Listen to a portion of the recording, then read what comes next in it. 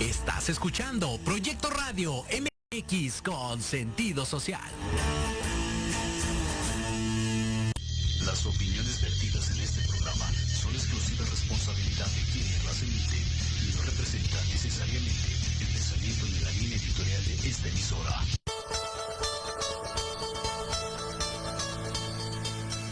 Estás entrando a Enlace Legal, donde conocerás todo lo que debe saber tu empresa sobre el mundo jurídico. Escucharás las voces de empresarios, autoridades y expertos del sector legal. ¡Comenzamos!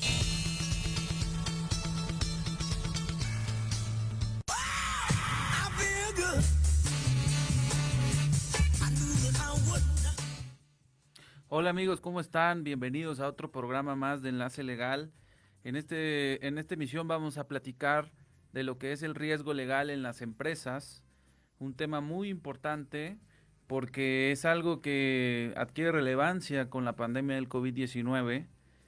En principio, pues vamos a mencionar que el riesgo legal pues es todo aquel evento futuro que no conocemos, que tiene una relación o que tiene un impacto en las finanzas, en la imagen o en el patrimonio de la empresa, derivado de un acto jurídico, ¿no? Entonces, en ese sentido, en el riesgo legal, pues bueno, podemos empezar a platicar, en principio, cuál es la importancia para los emprendedores de constituir una empresa, ¿sí? En este caso tenemos la figura legal de la sociedad por acciones simplificada, que es una empresa, es una persona moral que puede ser constituida por un solo individuo y que realmente no requiere costos de protocolización ante notario. Es muy sencilla la constitución de una SAS y pues la finalidad es separar el patrimonio del individuo respecto al patrimonio de esta persona moral. Este es como un primer consejo que yo le daría a la audiencia para poder mitigar el riesgo legal, sobre todo en los emprendedores. Y después me podrían preguntar, ¿qué es lo que sigue? Ya cuando mi empresa vende, tiene pues una operación de 3 años, ya pasó el primer año, que es conocido como el Valle de la Muerte para los emprendedores. Pues bueno, yo les diría, cuando la empresa ya se consolidó en el mercado, lo que se necesita es pasar a otra figura legal, que puede ser en este caso la sociedad anónima o la sociedad anónima promotora de inversión.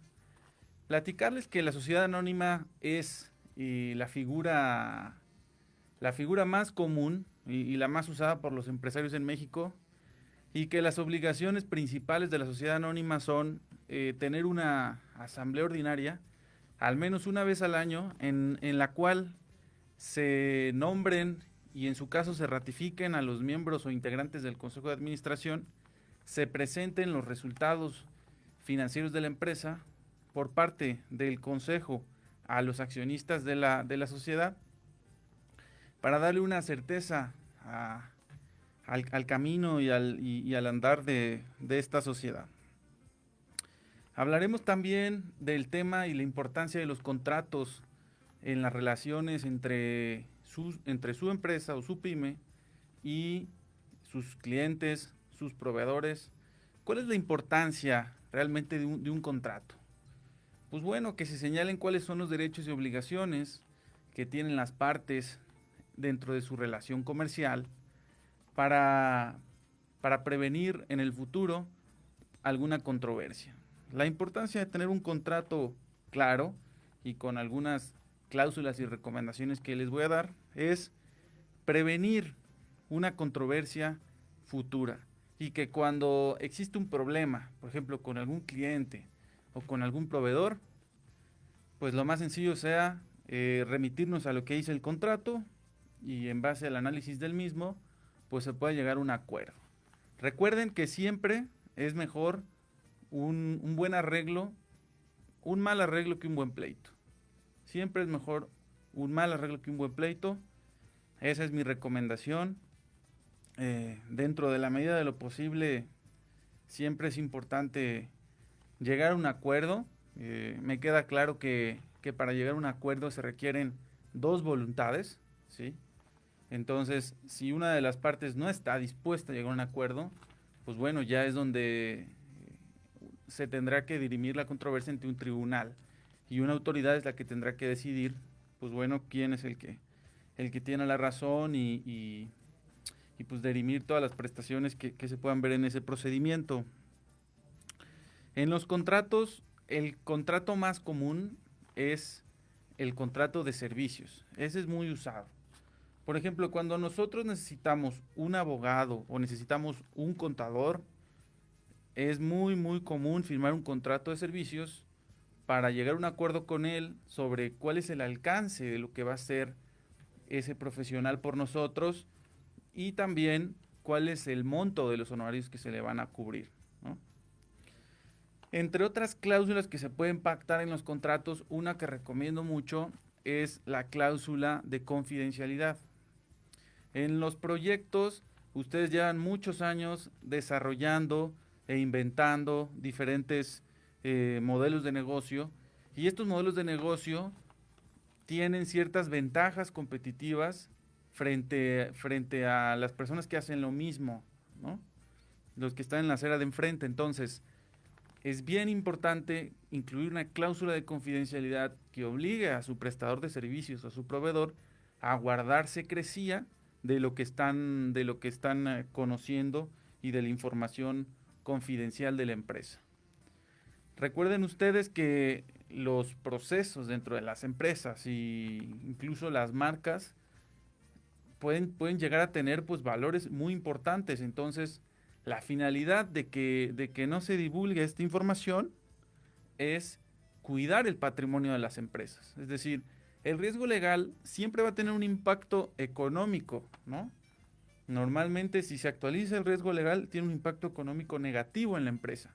Esto quiere decir que, por ejemplo, si hay un proceso que como abogado ningún otro despacho lo hace, o algunos o muy pocos lo hacen, el hecho de que yo tenga a alguien que divulgue esa información confidencial, pues me va a causar que yo deje de ganar dinero porque mi competencia va a poder hacer lo mismo que yo, va a poder ofrecer un servicio de la misma calidad, por lo tanto, pues esto me va a causar un perjuicio económico. Esto en cuanto al tema de la confidencialidad. Hay otra cláusula que pueden poner en los contratos que se llama acuerdo de no competencia. Esta cláusula, hay algunos abogados que indican que sí es posible incluirla y hay otros que no. Yo soy de la ala que dice que sí se puede incluir, que es válida.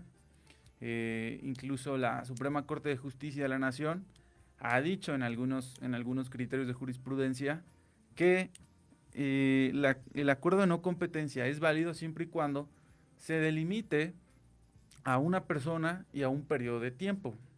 Este acuerdo de no competencia, ¿qué es? Bueno, es un acuerdo que se pacta normalmente con un proveedor, en el cual le dices, te voy a contratar, por ejemplo, para que prestes un servicio determinado, pero al finalizar el servicio, no puedes hacer lo mismo en el mercado, porque vas a competir conmigo, ¿no? Pero no es que se prohíba la competencia, sino que lo que se prohíbe es que, pues es un poco la deslealtad de que si le estás enseñando a alguien algo, con la mano en la cintura se dé la vuelta y haga lo mismo que tú, ¿no? Entonces, un acuerdo de competencia lo que protege, pues es eso, ¿no? Que al final la ventaja competitiva que tú tienes como negocio se conserve, ¿no? ¿Qué otro tema importante me gustaría revisar? Bueno, la vigencia, por supuesto, en los contratos es importante. Los contratos pueden ser por plazo definido o por plazo indefinido. Cuando los contratos tienen un plazo determinado, pues va a tener el acuerdo una fecha de inicio y una fecha de término. Y en el contrato indefinido, pues como su nombre lo indica, no tiene una fecha de término. Normalmente la doctrina lo que dice en México es que un contrato indefinido puede ser terminado por un aviso de una de las partes hacia la otra, ¿sí? Entonces, digamos que esas son las principales diferencias. En el contrato determinado por un plazo, lo normal es que el plazo del contrato concluya y al terminar esa duración, pues se entiende que finaliza el acuerdo de voluntades. ¿Qué aspectos les puedo contar? De el tema, pues de mi trayectoria? Bueno, yo sí les puedo decir que bueno, como ustedes saben, pues he sido abogado de empresa muchos años, sobre todo en el sector financiero, y también he estado en despachos. Y en mi experiencia, cuando se da una controversia con un proveedor, siempre me ha sido útil tener un contrato muy claro, con las obligaciones muy definidas, para evitar algún tipo de problemática y de que el problema escale y llegue hasta tribunales, ¿no? Porque es importante decirle a la audiencia de que los tribunales, el problema que tiene, pues es que son procesos largos normalmente, dependiendo de la materia, unos son más largos que otros. Obviamente generan un gasto a las partes contendientes, y en muchos casos cuando involucran temas personales, pues también tienen un desgaste emocional muy fuerte, ¿no? Entonces, por eso les digo que siempre es mejor un mal arreglo que un buen pleito. Es bien importante para las empresas, desde que son pymes, contar con un área jurídica que precisamente les ayude a elaborar contratos y acuerdos que les den certeza a su operación, ¿no? Y no solo eso, ¿no? Luego es muy común que las empresas necesitan nombrar apoderados, ¿no? A personas para que hagan determinadas cosas, por ejemplo, para que vayan y paguen los impuestos, para que abran cuentas bancarias, para que firmen otros contratos, etcétera. Entonces, toda esa parte de los poderes es bien importante tenerla en orden y saber delimitarlos correctamente para evitar algún tipo de fraude o problema hacia la empresa, ¿no? ¿Qué otra cosa podría ser su área legal? Pues bueno, cuando hay algún tipo de problemática o controversia con un cliente o un proveedor que no puede ser resuelta por el área de operación, pues normalmente se incluye el abogado para poder llegar a un acuerdo y pues mitigar este daño o un posible daño que se pueda causar a la empresa, ¿no?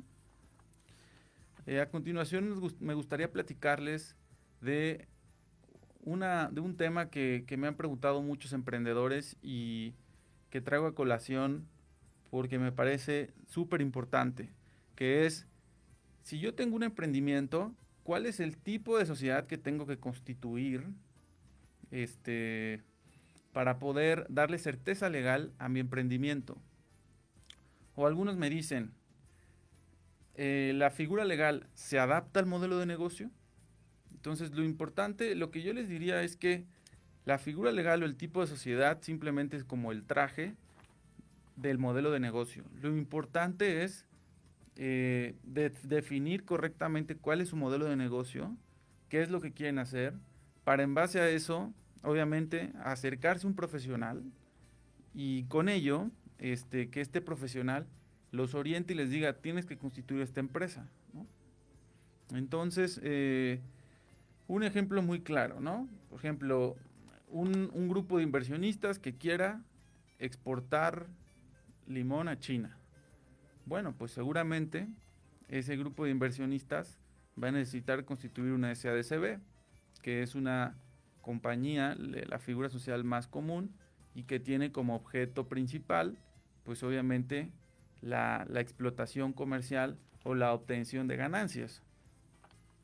Pero si por otro lado tenemos un grupo de inversionistas asiáticos que quieren, que en su modelo de negocio tienen previsto recibir depósitos de dinero y otorgar préstamo, pues seguramente van a necesitar una sociedad financiera popular, que es una entidad financiera que requiere autorización de la Comisión Nacional Bancaria y de Valores para poder captar dinero a través de depósitos y poder prestar.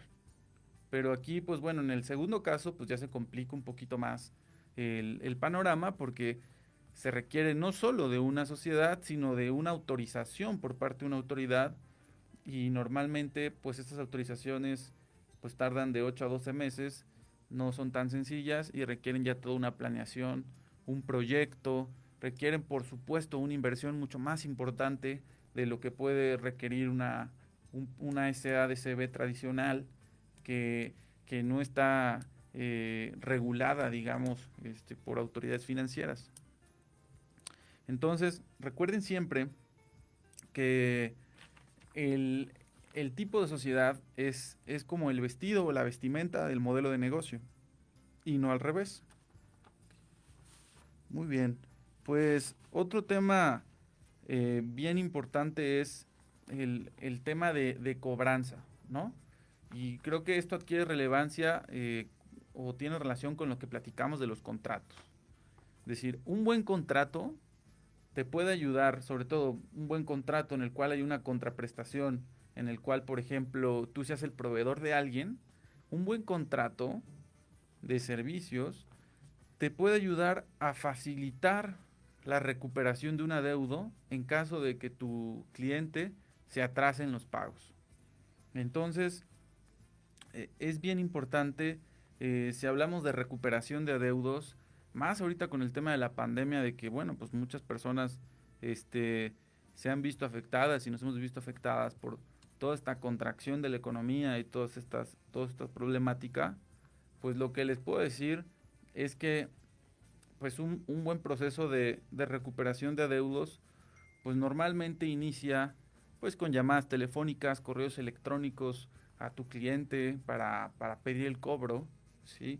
En caso de que a lo mejor en un plazo de 10 a 15 días no tengas la respuesta que tú esperas, podrías acudir ante el Centro Alternativo de Justicia del Tribunal Superior, que no es un tribunal, sino que es un medio para resolver controversias a través de la mediación.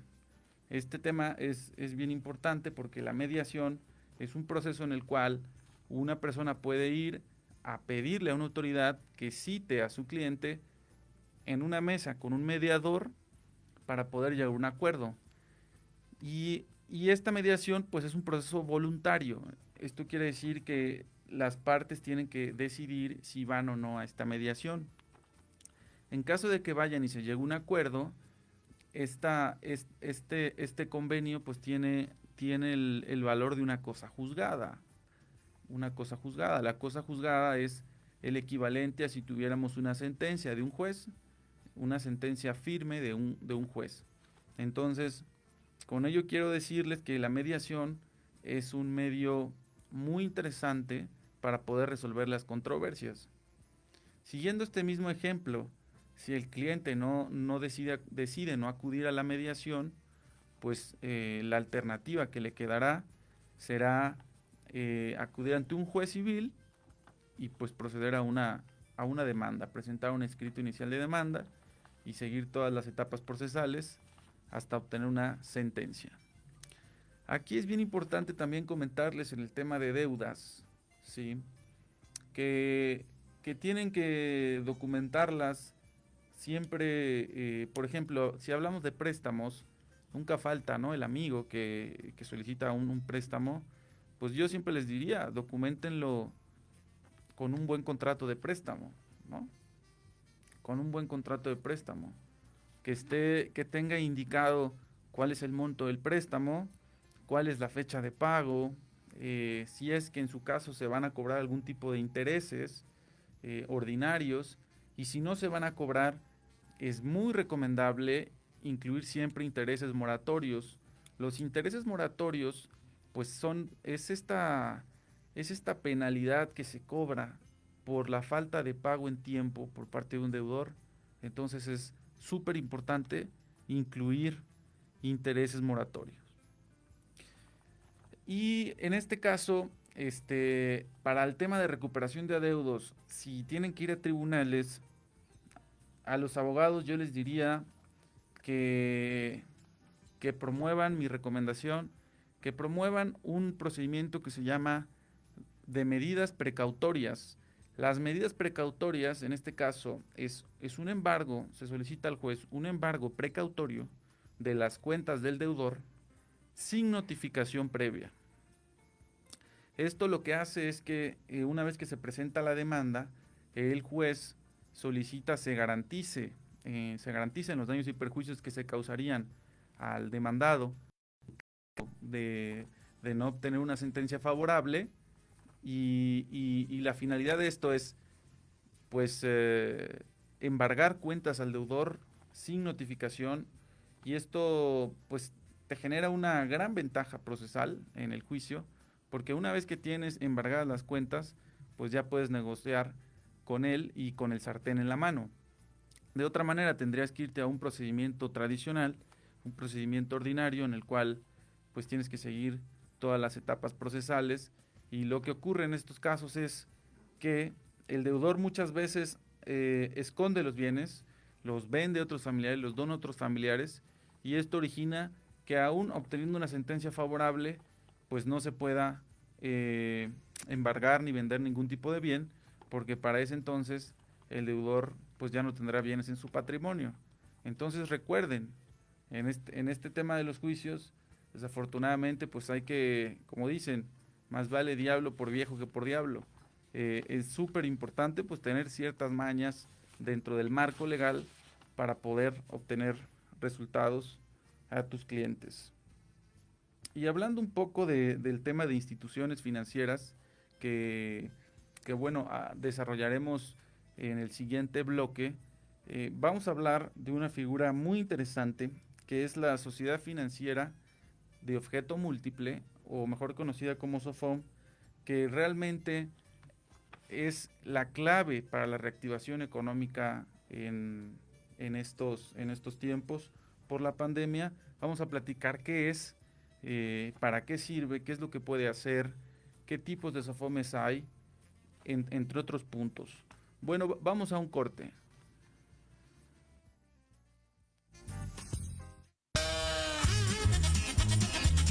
Oye, ¿a dónde vas? ¿Quién, yo?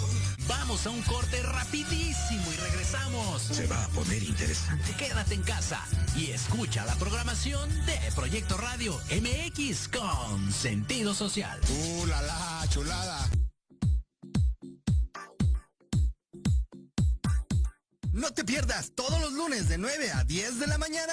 Construyamos juntos con Luis Triana.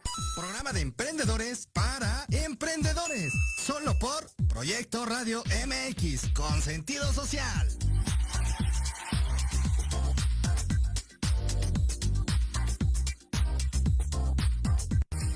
En Podología Santa María la Ribera tenemos el tratamiento adecuado para extracción de uñas, grosor excesivo, molestia por callos, mal olor o pie de atleta. Contamos con experiencia en pie diabético. Síguenos en redes sociales como Podología Santa María la Ribera o visítanos en la calle Santa María la Ribera, número 97B, Colonia Santa María la Ribera. Agenda una cita al teléfono 55 55 41 15 30. En Podología Santa María la Ribera caminas sin dolor. En Proyecto Radio MX, tu opinión es importante. Envíanos un mensaje de voz vía WhatsApp al 55 64 18 82 80 con tu nombre y lugar de donde nos escuchas. Recuerda, 55 64 18 82 80. Ahora te toca hablar a ti. En La Oveja Limpia te ofrecemos servicio de fumigación, control de plagas y sanitización industrial o comercial. Contamos con más de 20 años de experiencia, servicio las 24 horas, los 365 días del año, técnicos altamente capacitados y productos biodegradables no tóxicos. Búscanos en Facebook como La Oveja Limpia o contáctanos al WhatsApp 55 2107 7327, porque nos importa tu salud y la de tu familia. En La Oveja Limpia, tu lana vale.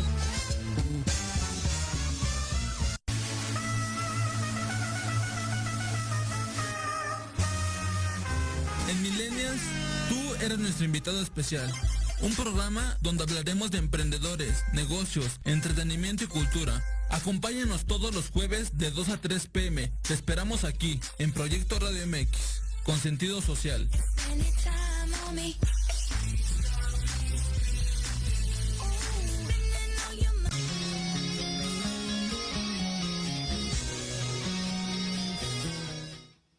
Hola amigos, estamos de vuelta en Enlace Legal para platicarles de las sociedades financieras de objeto múltiple, que son instituciones financieras que están autorizadas por la Conducef para poder otorgar crédito, otorgar operaciones de arrendamiento financiero, factoraje financiero y actuar como fiduciarias en fideicomisos de garantía. Platicarles que pueden dar crédito en cualquiera de sus tipos, ya sea crédito personal, crédito empresarial, crédito hipotecario, etcétera. El arrendamiento financiero, comentarle a la audiencia que son estas operaciones en las cuales la SOFOM adquiere un bien normalmente de alto valor y lo da en renta a una persona. Al final del plazo del contrato, esta persona que se llama arrendatario tiene la posibilidad de poder adquirir el bien pagando un valor residual o bien que le den otro bien nuevo de la misma calidad, en este caso. En el caso del factoraje financiero, la SOFOM adquiere facturas o derechos de cobro de una persona y le otorga una línea de crédito a esta persona a un descuento. Es decir, el cliente de una SOFOM en factoraje financiero, pensemos que tiene ciertos derechos de cobro, ciertas facturas de gente que le deben, pero estas facturas se las van a pagar en un plazo de 90 días. ¿Qué es lo que hace? Que va con la SOFOM y les cede las facturas, les vende las facturas, pero si estas facturas valen 100 pesos, la SOFOM las compra a un descuento, es decir, las va a comprar a 60 pesos y le va a dar una línea, en este caso por 60 pesos, con un interés ordinario. En este caso, en el caso del fideicomiso de garantía, pues es un contrato mucho más complejo que en otra oportunidad se los explicaré porque creo que requiere muchísimo más tiempo. Pero comentarles que a causa de la pandemia y de todo el tiempo en el que estuvimos encerrados, pues ya hemos platicado que muchos negocios se vieron afectados por esta situación. Muchos incluso negocios quebraron, pero la mayoría de las pymes se vieron afectadas en sus finanzas y los bancos tuvieron una postura muy conservadora. ¿Qué es lo que hicieron los bancos en este caso? Salir a reestructurar las deudas, es decir, si ustedes tenían una hipoteca o como negocio tenían un crédito empresarial, ¿qué es lo que salió a decir el banco? Les voy a dar un plazo de gracia, a lo mejor de 3 hasta 6 meses, pero no crean que les condonaron ese dinero, sino lo único que hicieron fue que ese dinero, ese saldo que les dieron de gracia, se los pasaron al final del plazo y simplemente hicieron como un switch y reestructuraron el adeudo. Entonces, ¿esto qué quiere decir? Que las empresas que se están endeudadas y necesitaban más financiamiento para poder salir del hoyo, pues no solo estuvieron en problemas, sino que por parte de los bancos les cerraron la puerta o la llave. Y ante esta situación, pues surgen instituciones no bancarias que están autorizadas para dar crédito, como las SOFOMES, en las cuales pues muchas pymes se pudieron apoyar para poder obtener crédito y financiamiento en esta dura etapa, ¿no? Existen dos tipos de SOFOMES, una que se llama entidad no regulada y otra que se llama entidad regulada. Les voy a platicar que la verdad es un tema de semántica porque las dos instituciones están reguladas. Las diferencias en regulación son estas. Las que se llaman SOFOMES, entidad no reguladas, tienen que enviar ciertos reportes trimestrales a la CONDUCEF y a la Comisión Nacional Bancaria, en este caso a la Comisión en temas de prevención del lavado de dinero. Y las SOFOMES, entidades reguladas, además de los reportes que ya les comenté, tienen que enviar reportes mensuales sobre su situación financiera a la Comisión Nacional Bancaria y de Valores, de tal forma que no están reguladas, están súper reguladas. Además de que tienen que crear reservas dentro de sus estados de resultados por mora en su cartera de crédito. Entonces, pues ya saben, amigos, las SOFOMES son una alternativa muy buena para obtener financiamiento. Y para aquellos inversionistas de nuestra audiencia, les puedo comentar que las SOFOMES también son una interesante alternativa de inversión porque, por ejemplo, hay créditos y préstamos que son muy seguros en términos de riesgo de crédito, es decir, que es muy seguro y es altamente probable que te paguen. En este caso, haciendo una diferencia para aquellos inversionistas que nos escuchan, si tienen su dinero, si tienen 40,000 pesos en el banco y simplemente lo invierten en deuda bancaria o en deuda gubernamental, como el caso de los CETES, pues les va a pagar a lo mejor 5% al año. Y si ustedes, en lugar de dejarlo ahí, lo prestan, pues ese dinero les puede pagar del 35 al 40% en un crédito de nómina. Entonces, es muchísimo más rentable prestar dinero mediante una SOFOM que tenerlo simplemente guardado en el banco. Adicional a ello, para todos aquellos inversionistas que ya tienen una empresa a lo mejor que presta, yo les diría que la SOFOM tiene beneficios fiscales. Por ejemplo, la cartera morosa o vencida de una SOFOM es deducible de impuestos.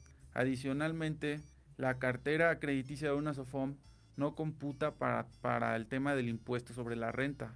De tal forma que ahí pueden hacer diferentes estrategias para poder deducir de sus ingresos y pagar menos impuestos. De forma legal, claro, ¿no? Porque aquí siempre actuamos en apego a la ley y nunca en contra de la ley. Entonces, pues ya les digo, hay diferentes despachos que se dedican al tema de estructuración legal de SOFOMES. En el caso de Aja Cadena Abogados tenemos un par de SOFOMES a la venta, que bueno, para aquellos que estén interesados nos pueden escribir directamente a nuestra página de Facebook o bien a los teléfonos que aparecen en esa página o a los teléfonos que aparecen al final de este programa. Entonces, amigos, ya saben que las SOFOMES son la llave para la reactivación económica. Hay diferentes fuentes periodísticas que así lo indican. Y platicando un poquito más de este tema y bueno, sobre todo del tema de las tecnologías aplicadas sobre todo al sector legal, pues hay que decir que las principales tecnologías que se han visto últimamente pues es la firma electrónica. La firma electrónica es una forma de formalizar contratos de forma remota, y la más fiable es mediante la firma electrónica avanzada del SAT, del Sistema de Administración Tributaria. Para esto, pues hay diferentes empresas que se dedican a vender estos servicios de firma electrónica, que lo que hacen principalmente es es que la cadena de la firma electrónica avanzada del SAT de una persona se envía a la base de datos del SAT y en caso de que sí coincida, esa cadena regresa diciendo que sí coincide y en el documento se emite una cadena digital, un sello de tiempo con firma, y con eso tiene la misma validez que un documento firmado de forma autógrafa. Entonces, y hay diferentes tecnologías que se pueden aplicar a servicios legales, como los famosos contratos inteligentes, pero por ser un tema tan extenso, yo creo que en este programa no nos vamos a dar abasto para poder explicarles pues, todas las tecnologías que están siendo aplicadas al sector legal. Entonces, esto será materia de otro programa, ¿no? En definitiva, la industria de los servicios legales está cambiando.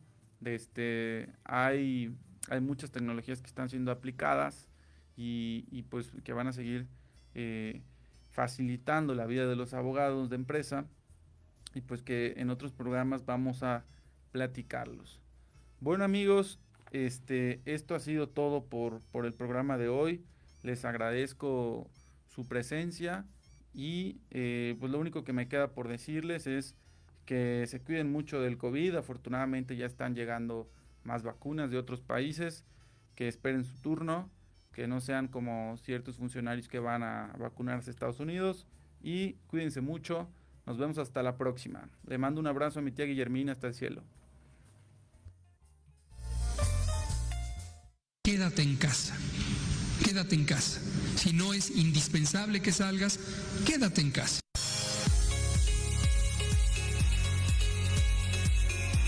Te esperamos el próximo jueves a las 12 del día en Enlace Legal. No olvides seguirnos en Facebook y YouTube como Aja Cadena Abogados o contáctanos al teléfono 55 29 50 74 37. Chao, pescado.